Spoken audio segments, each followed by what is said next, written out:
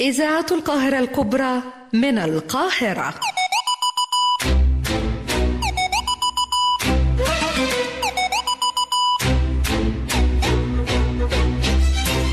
النص التاني واحد والتاني إحساس وتفاني شهر رمضان. النص التاني واحد والتاني إحساس وتفاني شهر رمضان. النص التاني يعني نصيب واسمه. حياتنا أصلا ما بين دمعة وبسمة، وعشان تكمل الصورة ما بين اتنين بنقدم النص التاني، شهادة حب من نص لنص التاني، تقديم أميرة شعيشع. النص التاني واحد والتاني إحساس وتفاني شهر رمضان. هندسة إذاعية جمال عمر.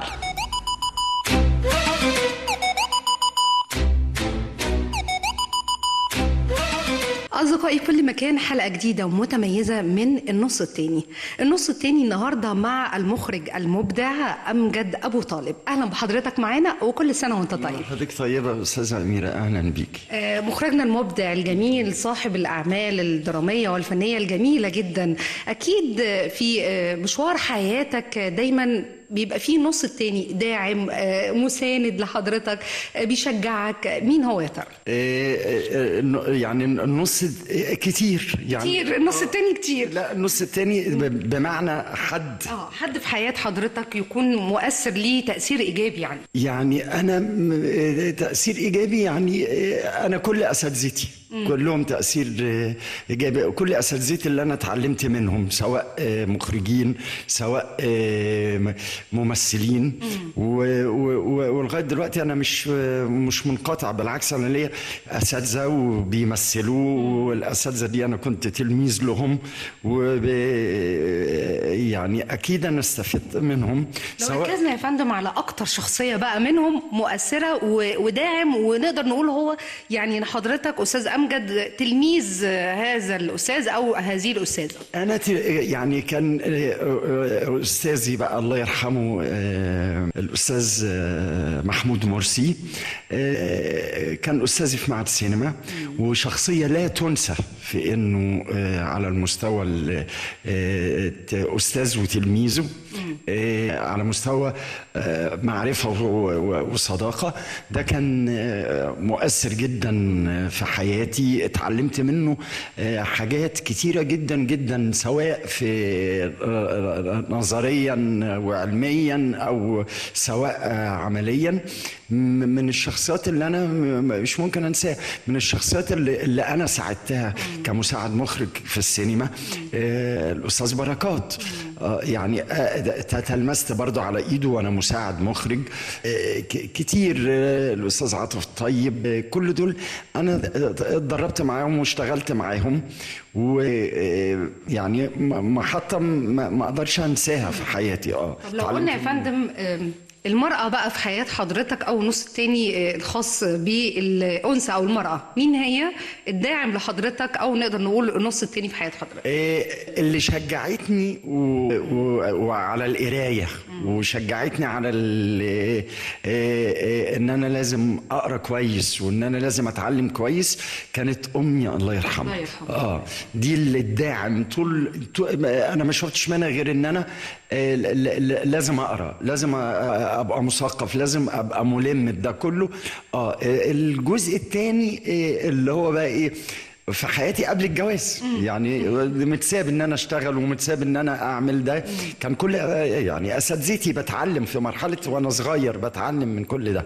المرحله بقى الثانيه طبعا مراتي، اللي دايما استشيرها وناقدة وبتسمع اعمالي كمان ناقدة وبتسمع وبتشوف وبتقول لك ارائها، ويعني كانها من يعني هي من الجمهور ايضا. طبعا لانها يعني في حياتي خلاص جزء مش منفصل عن عملي ولا شغلي، أصبحت خلاص يعني ده شغلي وطبيعتي، وهي معاشر الإنسان اللي دي مهنته وده طبيعة شغله. متقبلة بقى فترات الغياب الطويلة اللي حضرتك بتعملها عشان الشغل؟ متقبلة الفترات اللي أنا ممكن أعمل فيها بروفا، متقبلة الفترات اللي أنا بسجل فيها، اللي أنا عندي فيها مونتاج. حتى قبل كده متقبلة لما كنت مساعد مخرج تلفزيون ومساعد مخرج السينما، حتى ما أخرجت، لأن أنا أخرجت برضو أعمال مسلسلات تلفزيون، دراما أطفال وفيلمين تلفزيون. فمتقبلة طبيعة عملي وطبيعة شغلي والتركيبة دي طبعا. أكيد بقى هي مع الأبناء أكتر، وبتسند برضو داخل المنزل. أكيد طبعا، أكيد طبعا. رسالة بقى شكر أو رسالة حب بتوجهها ليها؟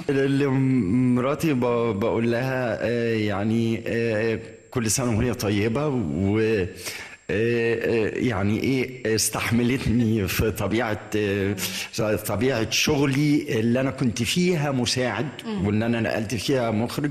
متقبلة طبيعة شغلي، متقبلة فترات طويلة قاعد في متقبلة تعبي وقرايتي وعصبيتي واتفاقاتي وغيابي، متقبلة ده، وطبعا موفرة لي الجو ده. فده جزء ما انكروش من نجاحي، لان انا لو مش ناجح في ده يبقى مش هنجح في يعني في شغلي. يا رب يا رب ان شاء الله يوفق حضرتك ومزيد من النجاح والتألق في كل المجالات. شكرا لحضرتك مخرجنا الجميل امجد ابو طالب، وكل سنه وحضرتك بخير. حضرتك طيبه يا استاذه اميره، وكل سنه وانت طيبه، واذاعه القاهره الكبرى بخير وطيبين.